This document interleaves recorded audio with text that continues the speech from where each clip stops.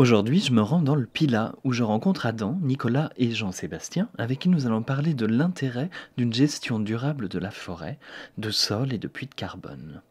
Des méthodes de gestion douce aujourd'hui prises en compte notamment par Sylvact pour les forêts de demain. Ce qu'on respire, c'est grâce à tous ces arbres-là. Donc, on le voit ici, on commence à voir pas mal de petits sapins qui se développent naturellement. L'objectif là, c'est de trouver l'équilibre.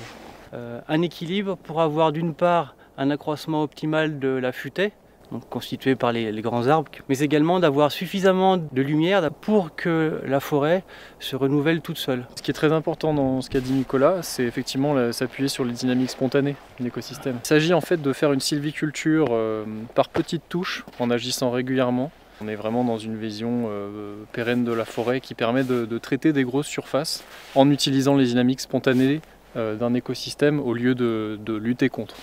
Nous nous trouvons ici dans une sapinière dont le propriétaire a bénéficié du dispositif Sylvact.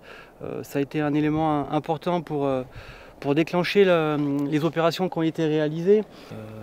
Ça a commencé il y a une petite dizaine d'années et aujourd'hui nous pouvons constater que non seulement nous avons une production de bois d'œuvre de qualité, donc avec essentiellement des bois de qualité charpente qui vont continuer à stocker le carbone une fois l'arbre exploité. On a également la continuité du couvert continu avec une productivité régulière.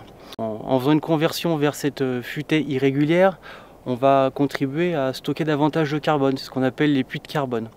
On trouve du carbone sur la partie aérienne, mais on en trouve aussi dans le sol. Sachant que le carbone du sol est donc ensuite transféré dans l'humus et dans les horizons minéraux du sol. Et donc c'est là où on a ce très gros stock de carbone qui existe, qui est souvent un petit peu plus ignoré, parce que moins visible, et qui est en revanche très stable dans le temps. Et le carbone est stocké à la fois sur les éléments vivants, les végétaux, mais également dans le bois mort, qu'il soit sur pied ou au sol. Aujourd'hui, on cherche plutôt à travailler à limiter la vulnérabilité de la forêt et pour qu'elle continue de conserver ses rôles.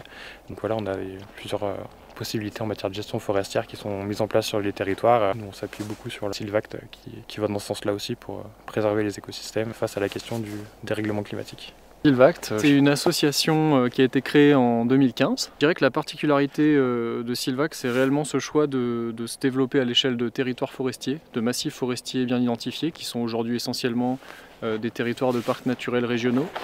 Tout propriétaire forestier ou toute commune accompagnée de l'ONF peut vouloir engager un hectare de forêt ou une parcelle de forêt dans un itinéraire sylvicole Sylvact, s'engage à tenir une trajectoire de gestion sur la durée et nous, en contrepartie, on accompagne dans cette stratégie de gestion le propriétaire ou la commune à chaque fois qu'il y a une phase d'investissement en forêt.